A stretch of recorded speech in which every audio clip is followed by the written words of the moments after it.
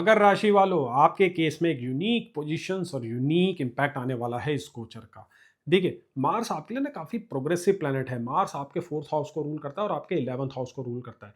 यानी कि आपके प्रॉपर्टी के मैटर, आपके डोमेस्टिक पीस के मैटर, आपकी मदर, आपकी मेंटल हेल्थ और आपकी सक्सेस, लार्ज गेन्स, ड्रीम और डिज़ायर्स को मार्स ही कंट्रोल करता है। मार्स आने जा रहे हैं आपके सेकंड हाउस में। सेकंड हाउस जहाँ पे राहु विद्यमान है, आपका योग कारक शुक्र भी है, वहाँ पे मरकरी भी है और 8th हाउस लॉर्ड सन भी है। तो देखिए इस गोचर में क्या हो रहा है। इस गोचर में आपकी इच्छाएं बढ़ रही हैं, कंजम्पशंस बढ़ रहे हैं, खर्चे बढ़ रहे हैं, लेकिन सक्सेस भी मिलते हुए दिखाई दे रही है। 11th हाउस लॉर्ड का सेकंड हाउस में आना, 4th हाउस लॉर्ड का सेकंड हाउस में आना और राहु द्वारा एम्पलीफाई होना, वो ये दिखा रहा है कि आपकी सैलरी बढ़ सकती है, आपका प्रमोशन हो सकता है, आपका स्टेटस बढ़ सकता है, आपके व्यक्तित्व में वो निखार आ सकता है, आपकी पर्सनैलिटी में वो चार चांद लग सकते हैं, जो आपको फ्यूचर में भी बहुत अच्छा हेल्प करने वाले हैं। हाँ, मैं मानता हूँ इस गोचर के कुछ साइड इफेक्ट्स भी हैं, कुछ नकारात्मक पहलू भी हैं, लेकिन जो इसके पॉजिटिव एस्पेक्ट्स हैं वो नेगेटिव एस्पेक्ट्स को ओवरराइड करने वाले हैं। मास देखिए सेकंड हाउस से आपके 5th हाउस को, आपके 8th और आपके 9th हाउस को एस्पेक्ट करने वाला है। तो कुछ ट्रांसफॉर्मेशन होगा, कुछ बदलाव भी होंगे। यानी कि जिन सिचुएशंस को आप अभी फेस कर रहे हैं और जिन कठिनाइयों का आप फेस कर रहे हैं, उनको टैकल करने के तरीके में आप कुछ बदलाव करेंगे और वो बदलाव आपको सक्सेस दिलाएगा और जो अवरोध आप महसूस कर रहे हैं उनको आप ओवरकम कर पाएंगे। तो अगर वर्क स्पेस में एनिमीज बने हुए हैं, लोग आपके खिलाफ षड्यंत्र कर रहे हैं, तो उनको आप इजीली डिफीट कर देंगे। मार्स आपको एनर्जी देगा, वो पैशन देगा, वो बोलने का तरीका देगा, वो स्पीच पैटर्न्स देगा जिससे आप लोगों को डोमिनेट कर पाएंगे। लेकिन यहाँ पे एक बहुत ही पतली रेखा है, एक बहुत फाइन लाइन है जो आप क्रॉस नहीं कर सकते हैं, क्योंकि मार्स और राहु का कंजंक्शन सेकंड हाउस में आपको थोड़ा सा एग्रेसिव टोन दे सकता है। ये मे भी वर्क स्पेस में आपको हेल्प कर दे, आपके बिजनेस में आपको हेल्प कर दे, आप कोई डील क्रैक कर ले, लेकिन पर्सनल रिलेशनशिप में इसके काफ़ी नुकसान हो सकते हैं। जी हाँ, इस ट्रांजिट का जो सबसे नेगेटिव पहलू है वो आपके रिलेशनशिप के ऊपर आ रहा है, खास करके मैरिज के ऊपर। क्योंकि देखिए सेकंड हाउस जो है ना 7th से 8th होता है, तो मैरिज के जो छिपे हुए जो पहलू होते हैं, मैरिज का जो एंड होता है, लाइक जैसे डिवोर्सेज होते हैं या जो सेपरेशंस होता है, उसमें सेकंड हाउस बहुत इंपॉर्टेंट रोल प्ले करता है। तो ऐसे गोचरों के दौरान ये देखा गया है कि आपके हॉरोस्कोप के जो वीक एस्पेक्ट्स हैं मैरिज के अराउंड, वो सामने निकल के आ जाते हैं।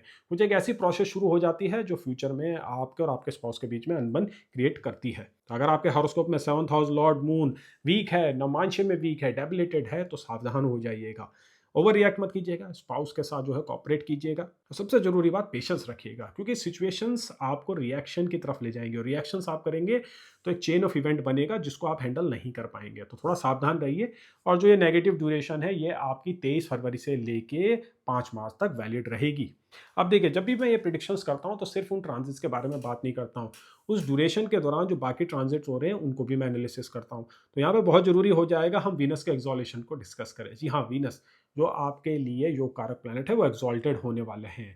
वीनस का एक्सॉलेशन होता है आपके 3rd हाउस के ऊपर और ये एक्सॉलेशन होने जा रहा है 2 अप्रैल को।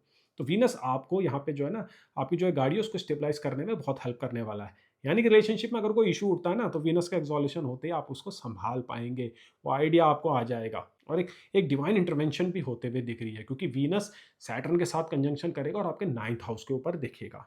अब मार्च के पहले हफ्ते, पहले 10 दिन जुपिटर जो अभी आपके रेट्रोग्रेड हो रखे हैं वो स्टेशनरी हो जाएंगे।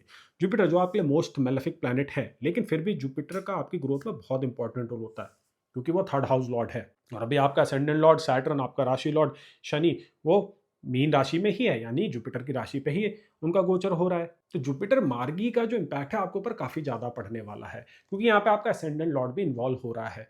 तो देखिए क्या होगा यहाँ पे, गुरु के मार्गी होते यानी कि 7, 8, 9, 10, 11 में आपको ट्रैवलिंग करने का एक मौका मिलेगा, अब्रॉड जाते हुए आप दिखाई दे रहे हैं। गुरु आपके 6th हाउस में जो अभी वक्री हो रखे हैं, आपके 12th हाउस में देख रहे हैं, तो एक ट्रैवल उन्होंने प्लान करके रखा है। तो जैसे वो मार्गी होते हैं, ट्रैवल आपका शुरू हो जाएगा, काफ़ी लाभकारी रहेगा ये ट्रैवल आपके लिए।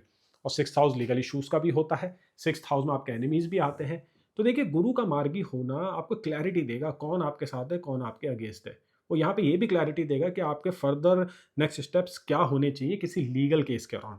तो अगर आपके ऊपर कोई लीगल केस चल रहा है, कोई कार्रवाइयाँ चल रही हैं, तो मार्च के पहले 10 दिन बहुत इंपॉर्टेंट होंगे। सक्सेस आपको मिलते हुए दिख रही है, क्लैरिटी आपको मिलते हुए दिख रही है। अब हम वापस आते हैं आपके कैरियर के एरिया में, आपके फाइनेंसिस के एरिया में, क्योंकि ये 2 एरिया काफ़ी शार्प और काफ़ी इंप्रूवमेंट वाले लग रहे हैं। तो इंप्रूवमेंट की तरफ ध्यान देना ज़्यादा ज़रूरी है। अब देखिए मार्स की जो ये रूलरशिप है ना 11th हाउस के ऊपर, और उसका जो 2nd हाउस में गोचर हो रहा है, यहाँ पे वीनस भी है और फिर वीनस में एक्सॉलेशन हो रहा है, तो आउट एंड आउट धन योग बन रहे हैं और आपके ना पैसे कमाने की डिज़ायर भी बढ़ जाएगी, आप नए नए तरीके ढूंढ पाएंगे। और ऐसे पीरियडों में आपके राजयोग धन योग और फास्टर रेट में रिजल्ट देते हैं। तो जो प्रॉफिट्स का जो साइज़ होता है ना, जो क्वांटम होता है, वो बढ़ जाता है ऐसे ड्यूरेशंस में। तो मेरी एडवाइस रहेगी आप रेडी रहिए और मैक्सिमम एक्सट्रैक्ट करने की कोशिश कीजिए इस ड्यूरेशन में। और मार्स का एस्पेक्ट देखिए आपके 8th हाउस को भी पड़ रहा है। 8th हाउस सडन गेन्स का होता है और इनहेरिटेंस रिलेटेड मैटर का भी होता है। मार्स जो है रियल एस्टेट को ही दिखाता है। तो इनहेरिटेड प्रॉपर्टी आपको मिल सकती है या फिर उसके अराउंड कुछ एक ऐसे इवेंट घट सकते हैं जो आपको फ्यूचर में गेन दे सकें प्रॉपर्टी का, वो भी इनहेरिटेंस के थ्रू। और 8th हाउस आपके इन लॉस को भी दिखाता है, आपके स्पाउस की इनकम को भी दिखाता है। तो मार्स यहाँ पे ओवरऑल एक पॉजिटिव इंपैक्ट क्रिएट करने वाला है। थोड़ा इन लॉस के अराउंड अनबन हो सकती है, उनके हेल्थ में इशू हो सकते हैं, स्पेशली वन जब आप एक फीमेल जातक हो। चलिए अब थोड़ा सा बात आपकी लव लाइफ के ऊपर कर लेते हैं, क्योंकि मार्स जो है ना पैशन का कारक है, वीनस के साथ रहेगा और वीनस बाद में एक्सॉल्टेड भी होगा। अब मार्स का एस्पेक्ट जो 5th हाउस में पड़ रहा है ना, जो लव अफेयर का होता है, चिल्ड्रन का होता है, आपकी सोच का होता है, आपकी समझ का होता है, ये आपका सारा अटेंशन ना आपके रिलेशनशिप के ऊपर देने वाला है। खासकर शादी के बाहर के रिलेशनशिप या फिर जिन लोगों की शादी नहीं हुई है उनके लव रिलेशनशिप और सीक्रेटिव अफेयर भी आप करते हुए दिखाई दे रहे हैं।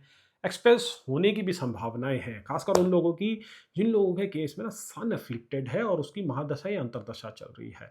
जी हाँ, तो थोड़ा सावधान हो जाइएगा, क्योंकि मार्स और राहु की युति 2nd हाउस में कंट्रोवर्सी भी कराती है। मैं बताया था ना, आपकी फूक बढ़ जाती है, लालच बढ़ जाता है, और जब समय साथ नहीं दे रहा होता ना, जब दशा खराब चल रही होती है, अंतरदशा वीक प्लैनेट की होती है, तो ये सारी चीज़ आपके ऊपर पलट के आ जाती है। तो संयम रखिए, शांत रहिए, कोई भी रिस्की मनूवर मत कीजिए, कोई भी ऐसा स्टेप मत लीजिए जिससे आपके स्टेटस के ऊपर, आपकी इमेज के ऊपर कोई दाग धब्बा लग सके। जी हाँ, तो इस प्रकार के नेगेटिव इम्प्लीकेशंस भी हैं इस गोचर के। अब बात करते हैं आपकी हेल्थ की।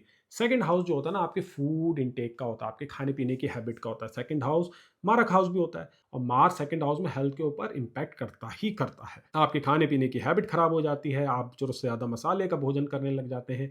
उसी के साथ साथ आपकी स्मोकिंग और ड्रिंकिंग की हैबिट भी बढ़ जाती है। अब मार्स और राहु की जो ये अंगारक योग 2nd हाउस में है ना, ये उन लोगों को परेशान करेगा जिन लोगों को एडिक्शन है। तो आपको दिखेगा कि आपकी जो है दारू पीने की प्रवृत्ति बढ़ रही है, आप जो है बड़े ही इंक्लाइंड हो रहे हैं, आप ज़रूरत से ज़्यादा पीने लग जाएँगे। एक अजीब-सी इम्पल्सिवनेस आपको महसूस होगी, एक रेस्टलेसनेस होगी, एक एंग्ज़ायटी होगी, और सब्सटेंस अब्यूज़ के द्वारा आप उसको शांत करने की कोशिश करेंगे। तो वीडियो का ये पार्ट उन लोगों के लिए है जिनके घर में कोई फैमिली मेंबर है जो एडिक्शन से सफ़र कर रहा है। बहुत ज़रूरी हो जाएगा कि आप उन पे नज़र रखिए, क्योंकि 2nd हाउस फैमिली का भी होता है। तो अगर ये गोचर आपके ऊपर ऐसा इम्पैक्ट नहीं करेगा, तो आपके किसी फैमिली मेंबर के ऊपर इम्पैक्ट कर सकता है, क्योंकि हम 2nd हाउस से फैमिली मेंबर भी देखते हैं। खासकर तब जब इतने सारे प्लैनेट आपके 2nd हाउस के ऊपर से गोचर कर रहे हैं। और याद रखिएगा, मार्स आपके लिए 4th हाउस लॉर्ड भी है, तो 4th हाउस भी जो है फैमिली के एनवायरनमेंट को दिखाता है। तो फैमिली के एनवायरनमेंट में कुछ गड़बड़ हो सकती है, आपके परिवार का कोई सदस्य अपनी आदतों से परिवार का माहौल खराब कर सकता है। अब रेमेडीज़ में क्या कर सकते हैं? इतनी समस्याएँ तो मैंने आपको बता दी, अब आप सोच रहे होंगे कि रेमेडीज़ क्या है इसकी, क्या उपचार हम कर सकते हैं? देखिए, रेमेडीज़ में बेस्ट मेथड आपका ये रहेगा कि यहाँ पे आप मंगल की पूजा कीजिए, यानी कि हनुमान जी को प्रसन्न कीजिए, जिसके लिए आप 11 बार हनुमान चालीसा पढ़ सकते हैं। एक चैलेंज बनाइए कि 11 दिन 11 बार सुबह आप हनुमान चालीसा का पाठ करेंगे। इससे मार्स जो है ना टोन डाउन हो जाएगा और आपको 4th और 11th हाउस के अच्छे रिजल्ट देगा, यानी प्रॉपर्टी के गेन के चांसेस बनाएगा, रियल एस्टेट में इन्वेस्टमेंट भी कराएगा, प्रॉपर्टी में कहीं पैसा फंसा हुआ है तो उसको वो क्लियर करवाएगा। अब परिवार में जो एक खिटपिट होनी है उसके लिए आप क्या कर सकते हैं? देखिए, नवरात्रे आ रहे हैं, राहु को शांत करने के लिए नवरात्रि में पूजा करना बहुत ज़रूरी हो जाता है। सबसे बेस्ट पीरियड होता है ये राहु को अपीस करने का। तो दुर्गा माँ की पूजा कीजिए, अगर व्रत रख सकते हैं तो व्रत रखिएगा, 9 नहीं रख सकते हैं तो पहला और लास्ट रखिएगा। दुर्गा सप्तशती का पाठ कीजिए, अर्गला सूक्त को पढ़िए और सिद्ध कुंज का सूक्त को पढ़िए। पूरी डिवोशन के साथ कीजिएगा, आपको दिखेगा कि देवी माँ आपको कैसे गाइड करती है और राहु को वो शांत करेंगी। तो इन 2 रेमेडीज के द्वारा आप मार्स राहु के जो अच्छे एस्पेक्ट्स हैं उनका पूरा फायदा उठा पाएंगे। तो मैं आशा करता हूं कि मकर राशि वालों के लिए, मकर लगन वालों के लिए मार्स राहु का कंजंक्शन उनको ज़्यादा से ज़्यादा धन लाभ दे। परिवार में जो समस्याएं आने वाली हैं वो आए और चली जाए, ज़्यादा इम्पैक्ट ना करे। तो अभी आपने देखा कैसे मकर राशि वालों के लिए, मकर लगन वालों के लिए मंगल का गोचर होने जा रहा है। आपके कोई भी क्वेश्चंस हैं, कोई भी आपके कमेंट्स है, डाउट्स है, उसको कमेंट सेक्शन में जरूर लिखिएगा।